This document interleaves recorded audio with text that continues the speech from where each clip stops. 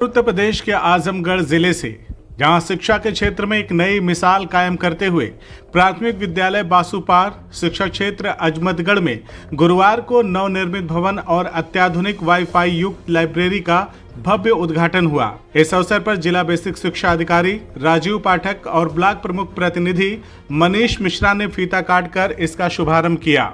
विद्यालय में हुए कायाकल्प कार्यों की सराहना करते हुए बीएससी राजीव पाठक ने कहा कि सरकार की योजनाएं जब जमीनी स्तर पर पहुंचती हैं, तभी शिक्षा का असली उत्थान होता है। वहीं ग्राम प्रधान और विद्यालय प्रबंधन ने मिलकर जो कार्य किए हैं, वे निश्चित रूप से प्रेरणादायक हैं। स्मार्ट क्लास, वाईफाई सुविधा और लाइब्रेरी जैसी सुविधाएं सरकारी विद्यालयों को नई दिशा देंगी। ग्राम प्रधान प्रतिनिधि वहाब खान ने कायाकल्प योजना के तहत विद्यालय में जर्जर कमरों की मरम्मत कराई, एक नवीन भवन का निर्माण कराया और एक उच्च तकनीक युक्त लाइब्रेरी की स्थापना कराई, जो वाईफाई नेटवर्क से लैस है। विद्यालय के प्रत्येक कक्ष में बच्चों के लिए पठनीय सामग्री और दृश्य श्रव्य संसाधनों की व्यवस्था की गई है। अब यह विद्यालय निजी स्कूलों की तरह आधुनिक और प्रेरणादायक बन गया है। जी, मैं अब्दुल वहाब, प्रधानपति, ग्राम बासुपार, ब्लॉक अजमतगढ़, डिस्ट्रिक्ट आजमगढ़, उत्तर प्रदेश। मैं जब पहली बार प्रधानपति के रूप में यहाँ चुनाव जीत करके आया और मुझे आमंत्रित किया यहाँ के प्रधानाचार्य जी ने झंडारोहण के लिए, तो मैंने उसी दिन ऐलान किया था कि मैं इस विद्यालय को एक मॉडल विद्यालय के रूप में बना करके दूंगा। क्योंकि मैं भी प्राइमरी ही पाठशाला से शिक्षा ग्रहण किया, मतलब मकतब से किया, तो मकतब और प्राइमरी दोनों सेम।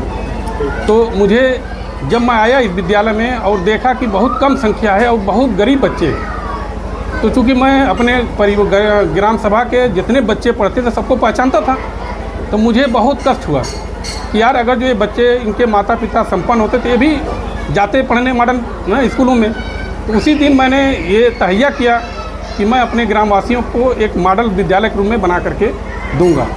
तो मेरा सपना आज साकार हुआ, जो आप लोग खुद देख रहे हैं। क्या क्या दुश्वारियाँ हुई इस दौरान? देखिए, दुश्वारियाँ नहीं हुई, चूँकि सरकार धन देती है लेकिन उसको कायदे से इस्तेमाल करने वाला चाहिए, तो पैसे की कमी नहीं हुई।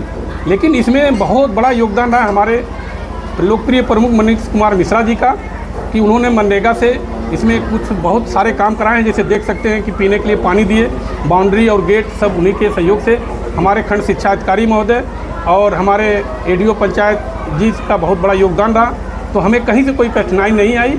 और हमने एक ग्रामवासियों को एक ऐसा विद्यालय बना करके दिया कि कोई भी बच्चा हमारे ग्राम सभा का ये नहीं कह सकता कि हम आर्थिक की तंगी की वजह से हम शिक्षा ग्रहण नहीं कर पाए।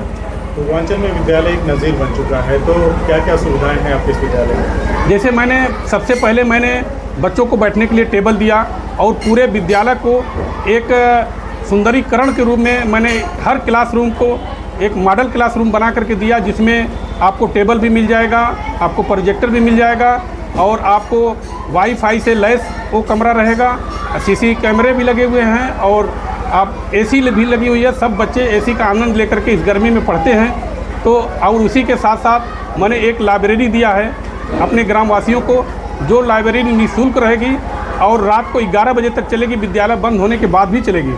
और आपको मैं बता दूं, उसमें सभी धर्मों की किताब रहेंगी, यूपीएससी की किताबें रहेंगी और सिविल की सारी तैयारियां जो करना चाहे बच्चे आकर के बैठ करके पढ़ सकता है। हमने लाइब्रेरी में 5 कंप्यूटर दिया है। ऑनलाइन पढ़ना चाहें तो ऑनलाइन पढ़ सकते हैं, ऑफलाइन पढ़ना चाहें तो ऑफलाइन पढ़ सकते हैं। तो अब कोई दिक्कत हमारे ग्रामवासियों को नहीं होगी। ये विद्यालय ग्रामवासियों को नहीं, क्षेत्रवासियों का है।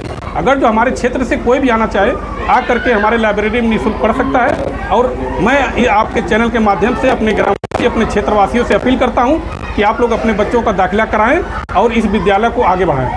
हमने कोई इतना बड़ा स्ट्रक्चर खड़ा किया है, अब उसको सही से संचालित करने के लिए बहुत सारे धन की आवश्यकता होगी। जी, तो स्कूल की तरफ से, सरकार की तरफ से स्कूल को कुछ मिलता है या फिर आप कैसे मैनेज करेंगे उसे? देखिए, चूँकि प्रिंसिपल साहब और हम दोनों लोग मिल करके, या हमारा कार्यकाल बहुत कम बचा हुआ है और आने वाले में जो भी प्रधानाचार्य जी रहेंगे, मैं उनसे अपील करूंगा कि इस विद्यालय को मेंटेन करके आप लोग चलें। धन की कमी कोई नहीं होती है, क्योंकि सरकार पैसे भेजती है और इस्तेमाल करना चाहिए कि कहाँ हम अच्छी जगह इस्तेमाल करें।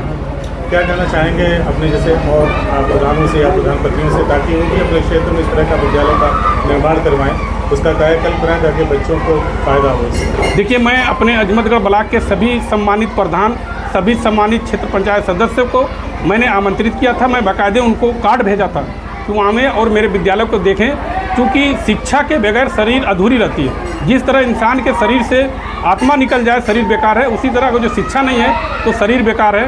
तो क्षेत्र में आज भी 30 से 40% जनता गरीब निवास करती है। इसलिए मैं अपने सभी सम्मानित प्रधानों से और सचिवों से अपील करूंगा कि अपने ग्राम सभा में एक अच्छा शिक्षा का मंदिर बना करके दें। आपके इस कदम से आपके गांव वालों का क्या रिएक्शन है, जिनके बच्चे यहाँ पढ़ने आते हैं या नहीं आते, उनका क्या रुझान? देखिए, मेरे ग्रामवासियों के लिए ये बहुत गौरव की बात है कि आज बासुपार ग्राम सभा में एक मॉडर्न विद्यालय के रूप में मैंने बना करके दिया। गांव वाले बहुत खुश हैं, क्योंकि मैं बता दूं आपसे, आपके चैनल के माध्यम से, कि ग्रामवासियों का लाखों रुपया महीने का मेरे बच रहा है। क्योंकि कोई भी मॉडर्न विद्यालय में जाकर पढ़ाते हैं, कहीं भी 500 से कम फीस नहीं होती।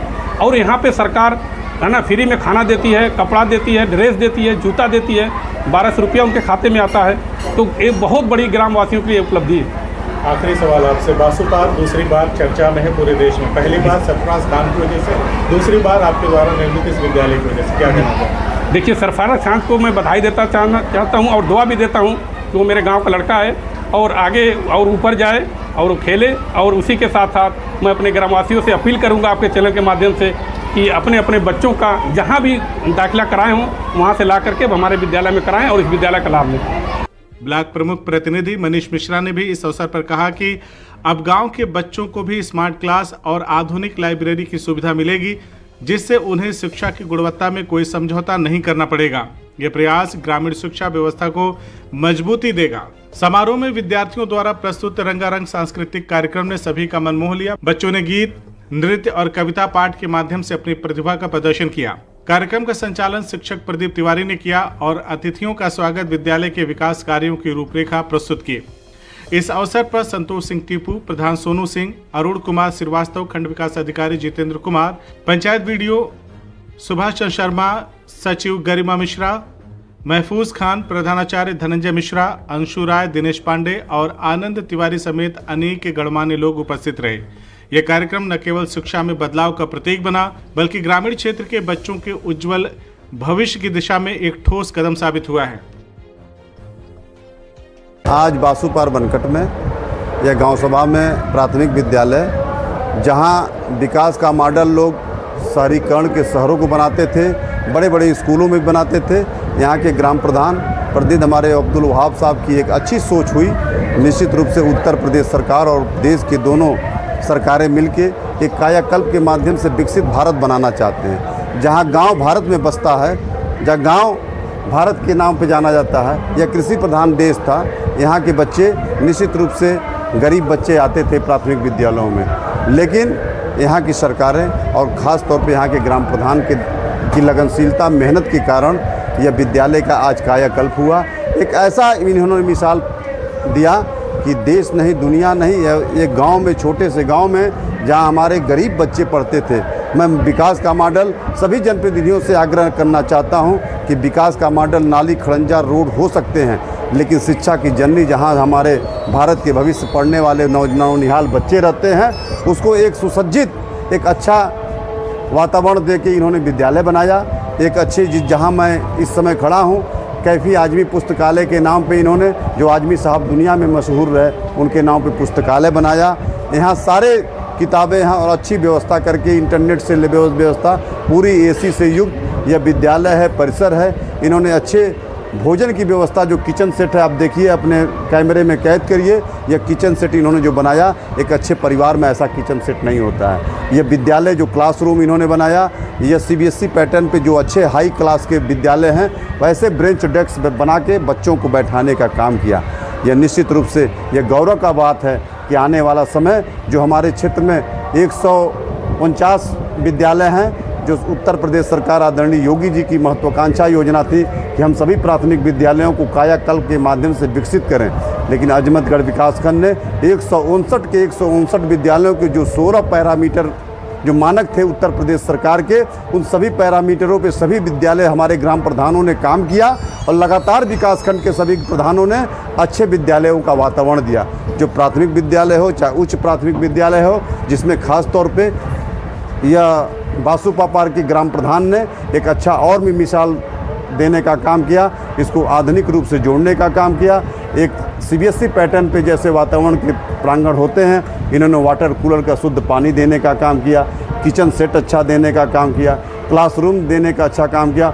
और यहाँ आने के बाद लगता है कि शिक्षा की जननी माँ सरस्वती के इस मंदिर में हमारा गरीब का भारत बसता है और भारत के उज्जवल भविष्य की, भारत की तकदीर लिखने वाले हमारे बच्चे इस ऐसे वातावरण में बैठेंगे तो निश्चित रूप से इस विकास की गाथा में बासु पार्क का नाम उत्तर प्रदेश के सबसे नंबर 1 पे होगा। यही मेरी शुभकामना है। आने वाले सभी प्रधानों से आग्रह है कि आप सबसे निवेदन है कि आप सब इसी तरह एक मॉडल रूप में अपने गांव में भी विकास करें। विकास का मॉडल शिक्षा होगा तो भारत का उत्थान होगा, भारत का विकास होगा और भारत शक्तिशाली भारत बनेगा इन्हीं गाँव के बल पर।